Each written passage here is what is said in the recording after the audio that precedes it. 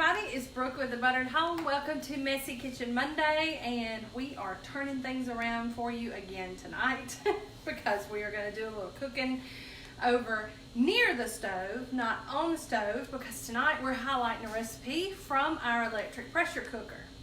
Now, there are several different brands out there, and I know you've heard me talk about a couple in the past. My current favorite is my Mealthy, M-E-A-L-T-H-Y pot. I'll be doing a post to review the Mealthy pot later on, so get excited because it is my new favorite. One of the things that I like to do, if you follow me very long, you know, is cook really well in as little of actual cooking time as possible. I love my crock pot, and so I'm really big on these dump and go dinners. They're fabulous, they're easy, and I am going to share with you tonight probably the tastiest chili you will ever eat that you can make in less than 30 minutes. I know Big D has a recipe for probably the best chili, but it takes him all day. It takes him all day to make this chili. It's worth it, don't get me wrong. So I'm not knocking the slow cook method, but if it's cool and you just want some chili, this recipe is going to be your best bet, and it is going to taste fabulous. I guarantee it. Now, this is a recipe that I actually published last year, but we have changed a few things and updated some pictures, and what better time than to update a recipe than in the fall, right? So if you're with us tonight for the first time, because I know we have some new people on Instagram and Facebook, be sure and drop a comment, give us a wave, and let us know where you're watching from, because we love to see where all of our people are from all over. And if me or my daughter Tanner can't interact with you during the live, we will get back with you either by direct messenger on Instagram or in the comments on Facebook. So if you have any questions at all, we'll try to address them as we go, but never fear, you'll get an answer tonight if you have a question. So without further ado, I'm gonna make everybody a little seasick, and I'm gonna move the camera. So just bear with me as we get you situated.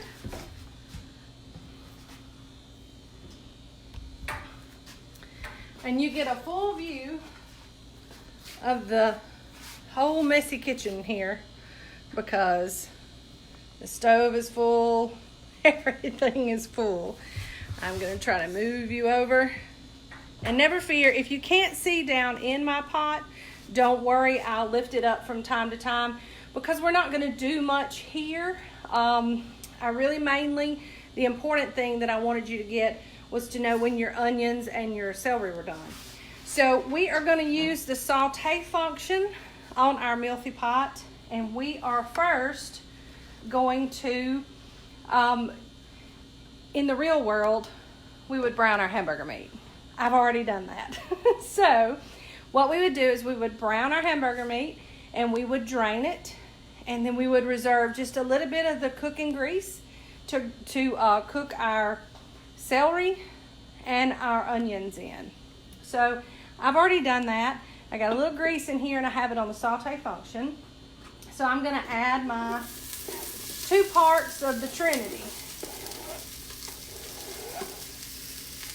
without making a mess, I hope.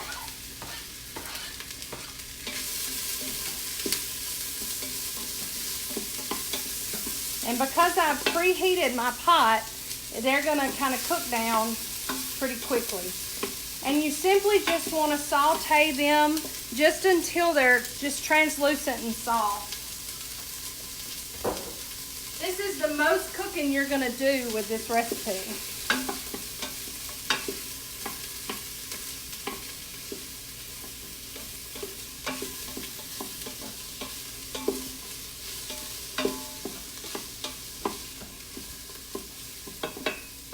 And let me just see if I can pick this up and show you kind of what it looks like in there. It's all warm and yummy, and everything is getting kind of translucent. And I'm going to set you back down.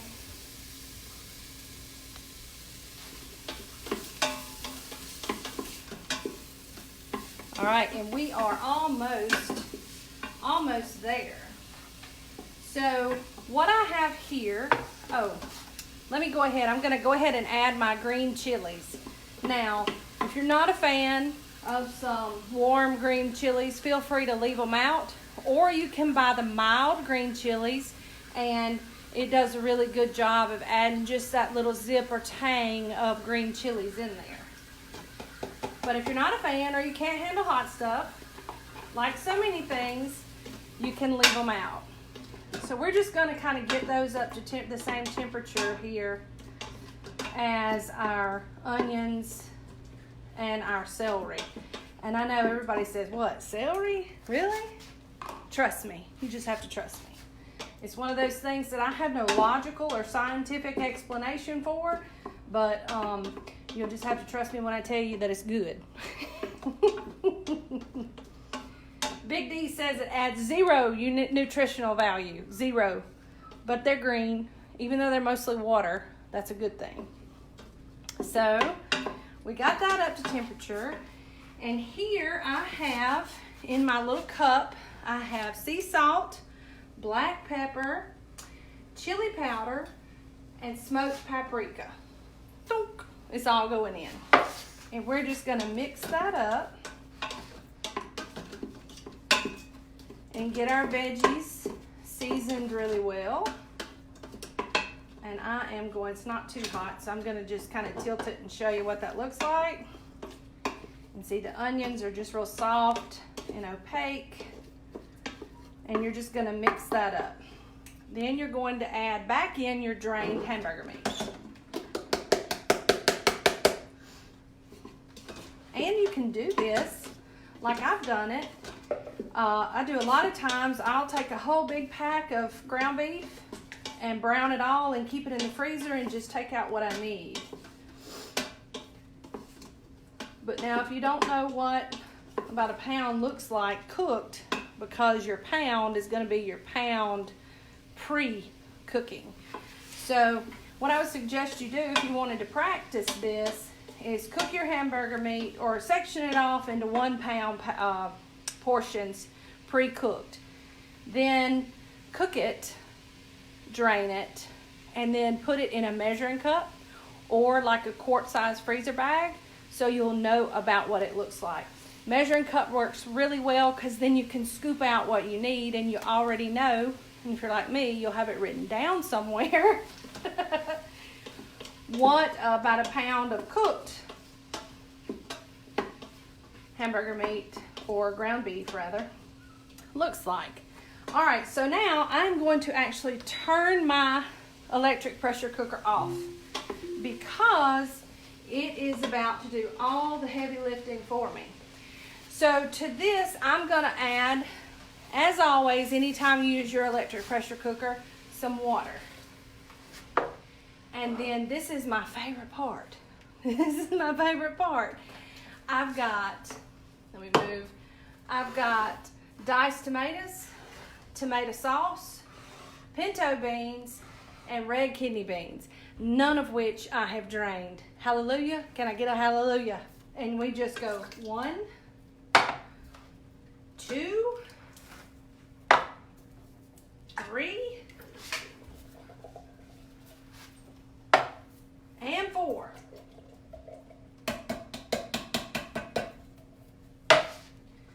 Give that a really big stir because you want everything nice and mixed.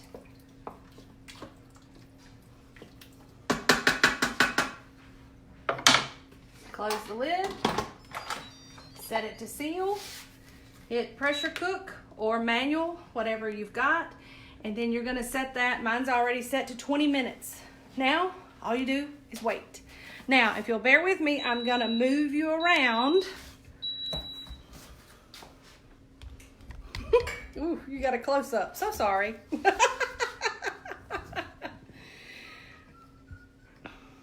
And I have some already done, but I wanted to show you that I made a pan of cornbread. And cornbread makes chili better. If you don't know that already, that is your pro tip for tonight. Anytime you make chili, make you a pan of cornbread because it just makes it better. And now I'm gonna prep it like I like it, but you can totally do it how you like it. So I've got a split slice of cornbread in the bottom of my bowl. And you know me, I've got some already made, finished. And I'm gonna just drop that on the top and let you guys look at it. Get my spoon. It's beautiful. And I did not simmer it anymore because it is my desired consistency. Now, I like my chili to have just a little bit more brothiness to it, but if you don't, you can totally turn that back on the saute function and bring it to a simmer so that it will allow some of that liquid to evaporate. Now, when your electric pressure cooker is done, because this does have so much liquid in it, I'm going to give you another pro tip. Turn it off. Turn it completely off. Don't touch it for about 10 to 15 minutes. That is what you call natural pressure release. Now your pin in the top may not drop completely, and that's okay because 10 or 15 minutes is really good. It's allowed enough pressure to escape it naturally that it is a little safer.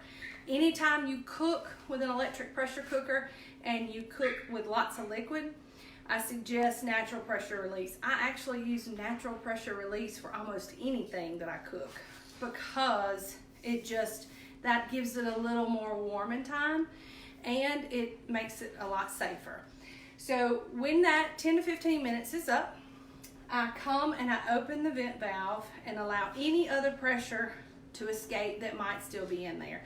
Then I carefully take the lid off and check it. For me, this consistency is perfect, but if you like it a little thicker, turn that saute function back on and let it just simmer for 10 or 15 minutes until it becomes the desired consistency that you like. So, I don't know about you guys, but I'm gonna hit this with a little cheese and a little sour cream, and that's supper. And it's 20 minutes there, maybe 5 minutes prep time, and maybe 5 minutes actual time to just soften your veggies. Now, if you add in the natural pressure release, it comes to about 45 minutes. But I challenge you to cook chili any other way other than just opening a can of it or even getting a can of those chili flavored beans. Now, a lot of people love those and they are really good, but I have found that sometimes they can be a little too spicy even when you get the can that's supposedly not spicy. So if you want to have total control over your from scratch chili recipe, then I suggest that you try this recipe because it's fantastic, it's easy, and it's totally doable Monday through Friday when you get home late for work and you'll have supper on the table. I mean, I got home tonight 5:50 and it was ready. We were eating an hour ago. So that should tell you right there how easy it is. So if you like this recipe and you are not a VIP member of the Buttered Home, I suggest, for those of you on Facebook, you go to the top of the page and hit the sign up button so that you can get on the VIP email list so that you can be first to know when this new updated recipe drops. My Instagram friends, if you will go to the link in my bio, there will be a sign up block on that page that you're redirected to. So for this recipe and so many more, you can go to our site and get them just anytime you want, and that's thebutteredhome.com. So we hope you like this easy electric pressure cooker chili. And my Alexa keeps trying to answer me. I don't know why. Electric. Oh, electric. Electric. See, she didn't do it. I think your grandma did though. Electric. That didn't work. Oh well. So next week is our last fall favorite recipe. I mean, y'all want to be here. You want to be here at 7:30 next Monday night. It's going to be fantastic. It'll be a recipe just like this one, that I don't care. You can take it and make it and tell people that it's your own. It is that good. You'll have to trust me on that. All my local people already know about this recipe and they love it. So if you are old, new, local, far away, be here next Monday night, because you're going to want to make this probably like Halloween night, because it's easy, it's simple. You can do a lot of the heavy lifting part of the work for it ahead of time, and then just mix it all together and have it, and it is going to be steak and potato soup. So we hope you will join us next Monday night for that, and every Monday night thereafter, y'all, because it's about to be November and December, and things are going to get a lot more fun around here at the Buttered Home, and we would love to have you here to join us. So from the Buttered Home to your home, we love y'all. Y'all have a good night.